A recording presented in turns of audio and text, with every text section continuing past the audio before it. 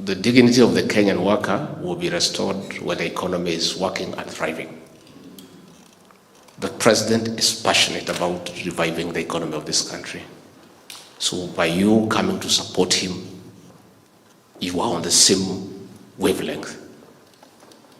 And we were wondering then, the people you are telling us to support had destroyed the economy of this country. So where was the Kenyan worker to be placed? But now that God in his own mercy and grace sorted out the situation, the president is here, you are here. Please support the president to revive the economy, and it's good for the Kenyan worker.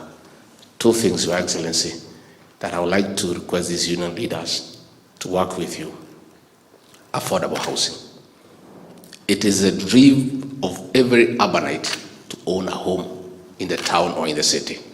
That is the dream of any Kenyan worker. Even myself, when I came to work in Nairobi at the age of 22, I wanted to own a home, and I own one. Every worker would like to own a place they call their own.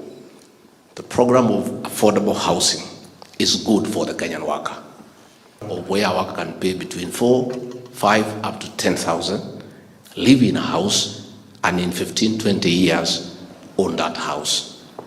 Please support that program. It's good for the Kenyan worker. Number two, the president is passionate about matter savings. The only way a worker will live well in retirement is if they embark on saving.